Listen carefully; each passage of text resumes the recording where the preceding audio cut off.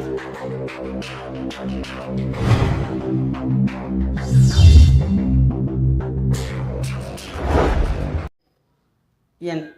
குலதெய்வமான குழந்தாளம்மனை போற்றி, பெரிய கருப்பணசாமியை போற்றி, அனைவருக்கும் எனது பதிவான வணக்கங்கள், பணிவான வணக்கங்கள். சரி, வணக்கம்.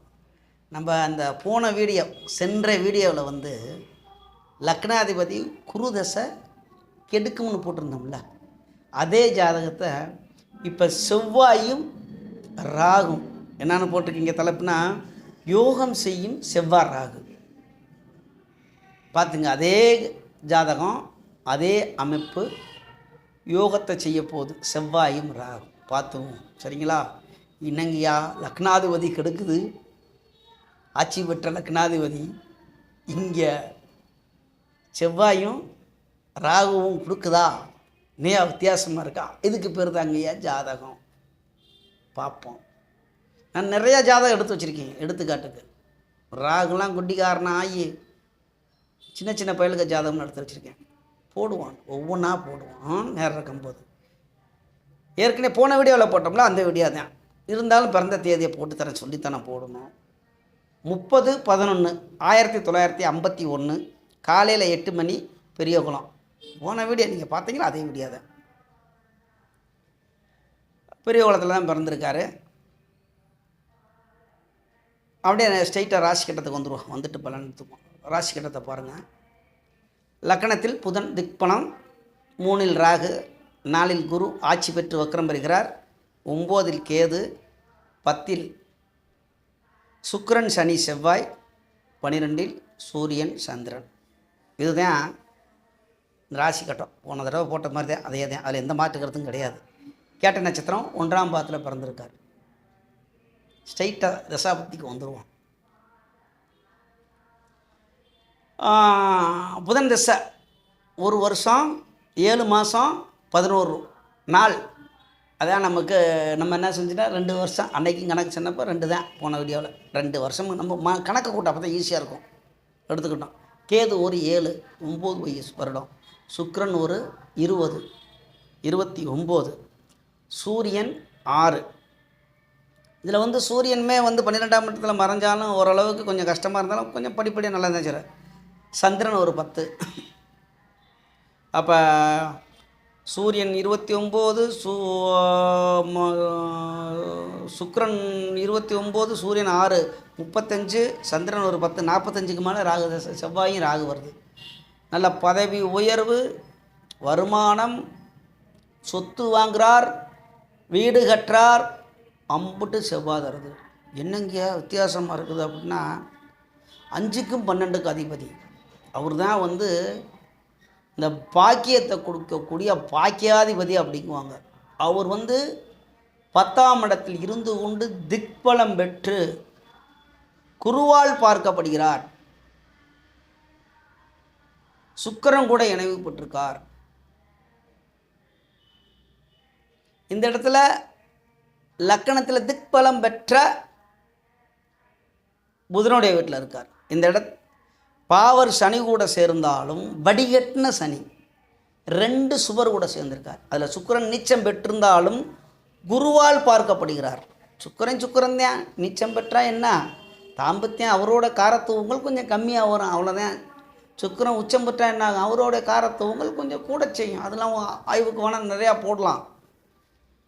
இந்த மாதிரி செவ்வாய் தசையில் சொத்தை வாங்குகிறார், வீடு கட்டுறார், நல்லா வீடு நல்லா வருமானம் வருகிறது அப்படின்னு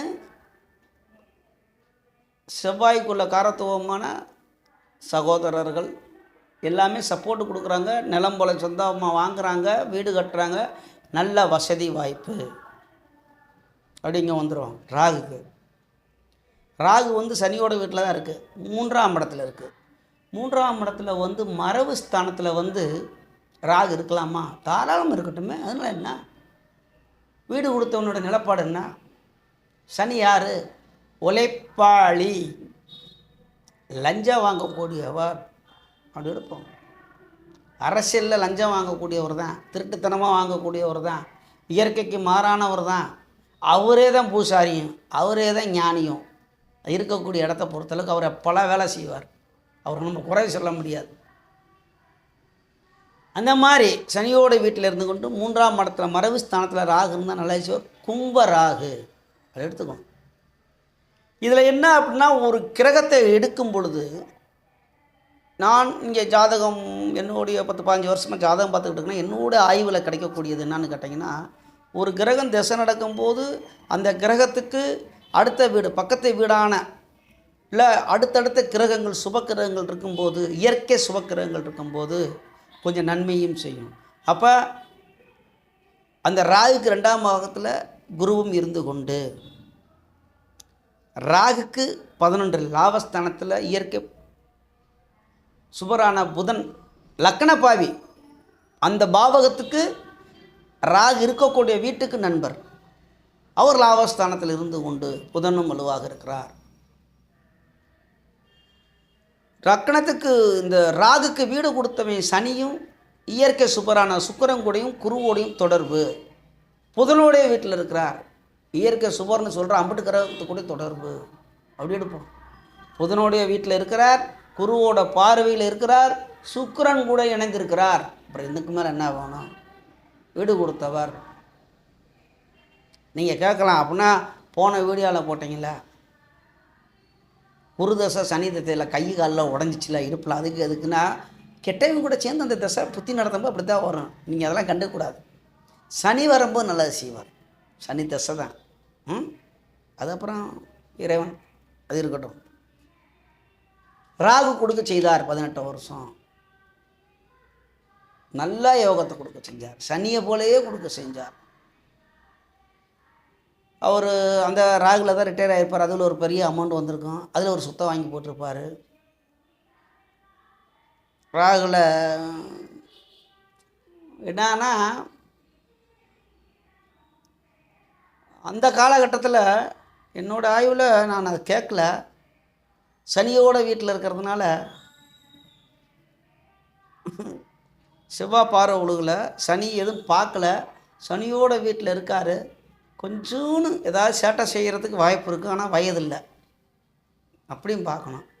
அப்போ ராகுல இந்த கோயில் கட்டுறது, வீடு கட்டுறது, கொஞ்சம் கும்பம் இல்லையா, தற்பெருமை பேசிக்கொண்டு உயர்வான சிந்தனை, நல்ல பேரும் புகழும், அந்த வீடு அந்த காசெல்லாம் கிடைக்கிறப்ப ரொம்ப ஜாலியாக இருக்கக்கூடிய ராகுது இருந்தார்.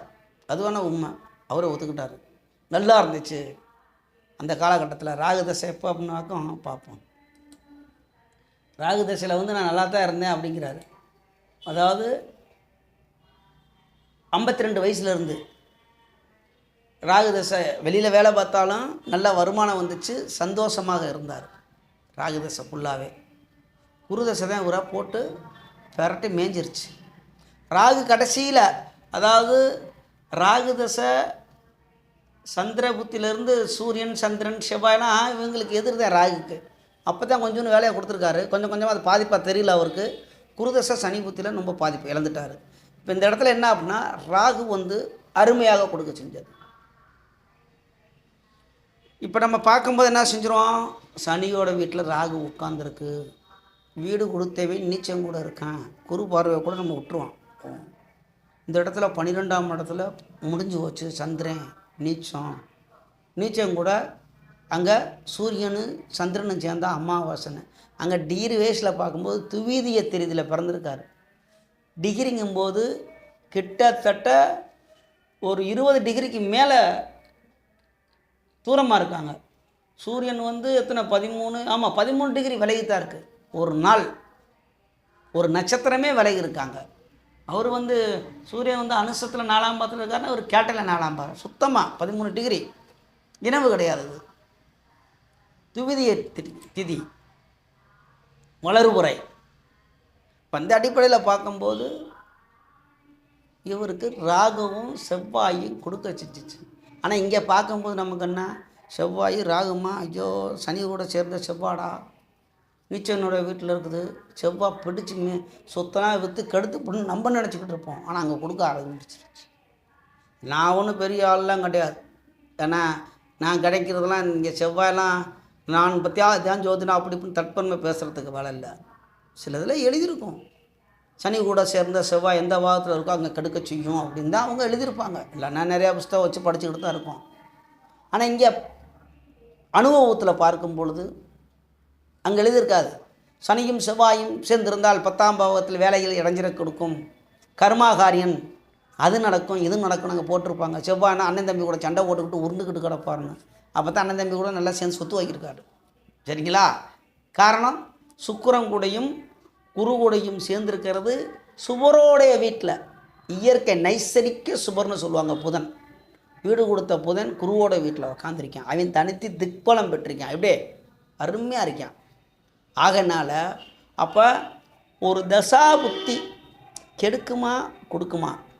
இயற்கை சுபக்கிரகங்கள் கெடுக்கவும் செஞ்சுருக்கு, இயற்கை பாவி கிரகங்கள் கொடுக்க செஞ்சுருக்கு. பாருங்கள், இதே தான் மொதல் 2 வீடியோ போட்டுக்கேன் விட்டு போயிட்டால். ஒன்றில் கெடுக்குது, ஒன்றில் கொடுக்குது. சுபக்கிரகங்கள் கெடுக்குது, அசுப கிரகங்கள் கொடுக்குது. இதுதான் ஜோதிடம். இது நான் ஒன்றும் கடவுள் கிடையாது, நான் ஒன்றும் கண்டுபிடிக்கல. இதுதான் விதி.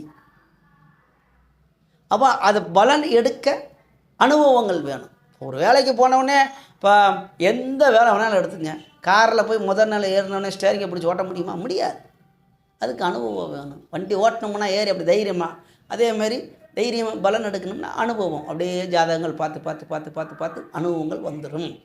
என்ன தான் படித்தாலும் என்ன தான் கேட்டாலும் கேள்வி ஞானங்கள் என்ன தான் வந்தாலும் துணிஞ்சு ஜாதகம் பார்க்க தொடங்கும் போது பலன் வந்துடும். நம்மளை அறியாமலே வந்து கொண்டே இருக்குது கட கட கட கடன். சரியா? அப்போ அதே மாதிரி அடுத்து பார்ப்போம். நீங்கள் எந்த ஜாதகத்தை கொடுத்தாலும், அதாவது கருப்பு வெள்ளை, ஒரு ஜாதகத்துக்கு கெடுதலும், அது அபூர்வ ஜாதகத்துக்கு தான் கெடுதல் மட்டும் நடக்கும். சில ஜாதகத்துக்கு யோகம் மட்டும் எடுக்க முடியும். பாக்கி எல்லா ஜாதகத்துக்கும் ஏற்றத்தாழ்வுகள் இருக்கத்தான் செய்யும். அது என்னோட அபிப்பிராயம். எந்த ஜாதகம் எடுத்தாலும் ஏற்றத்தாழ்வு தான்.